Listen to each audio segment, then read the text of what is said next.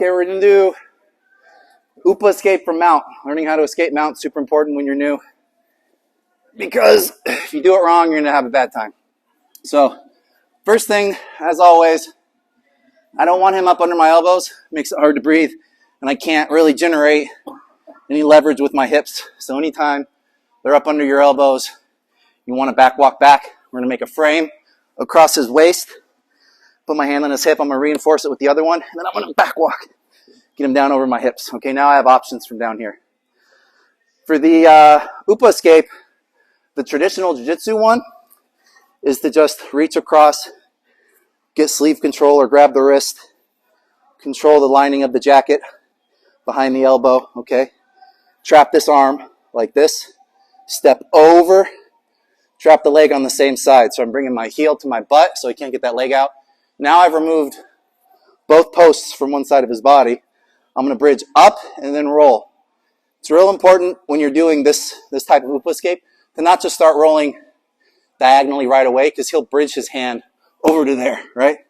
What you want to do is bridge up so he bridges over here and then roll him, right? So we go up, and then once he goes, then it's easy, okay? But if you go straight diagonal with it, they'll bridge diagonally, and then you're not going to get out. So that's one version, okay? Back walk, we grip, we control. That's one version. Another one, you want his hands on the mat. So let's say he's posturing up. I can reach up. I'm not doing this. I'm just going to reach up, get grips on his lapel, bump him forward. Once his hands get to the mat, I can control one arm, okay? I can either go over the arm, like this, boom, or under the arm rather, or I can over the arm and wrap it completely. This is the most secure one. It's hardest to get though, because you really got to go out and around. But sometimes you'll get it. But with this one, I can control this arm just with one arm, okay? And then I can use this hand as a bridge to push here with my forearm, or to come C into the elbow and push. This foot, same thing, still blocks the foot. With this one, with this bridge, I don't need to go up and over necessarily. I can go straight diagonal with it, right? Because I have this arm completely wrapped up. Guy, in his position, make sure you turn your palm up so you don't get your wrist broken when we do this bridge and roll. So I'm going to bridge and roll over, okay? Now, if you do the other one, where I come under, okay, same thing. I pull him down, he gets his hands to the mat. If I come under on this, so this is the one where I do the full wrap. If I come under and grab it like this, I want to make sure that I also grip behind the elbow. Okay, if I just go like this, it's real easy for him to pull his arm out. That's what's going to happen. You're going to come here, you go to bridge. No. Okay? But if I trap here and then grip behind the elbow, now pull your arm out, not happening, right? So same thing though, I'm going to go up and over. Okay?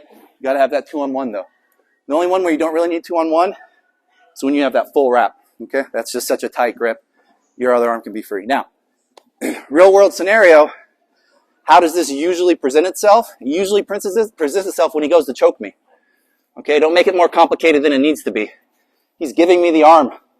He's telling me what side I should roll him to. Okay? Right? Don't overthink it. He goes to grab here. Okay?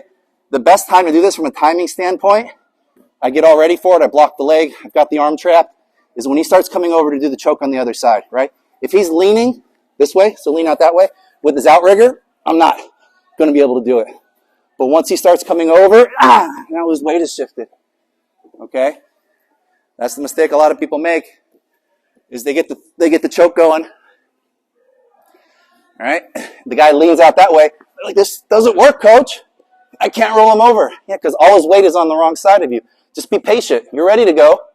He can't choke you from over there. Now he can choke me, and now I can get out. And then we get out of there. Okay? So, those are the 3 variations. They're all basically the same premise though, right? Block both supports on one side of the body.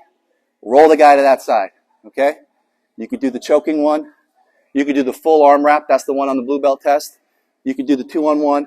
Okay, where you underhook it and grab it, or you could do the jiu-jitsu one where you grab the sleeves. Either way. All right, let's run through all those. Let me know if you have questions. 1, 2, 3.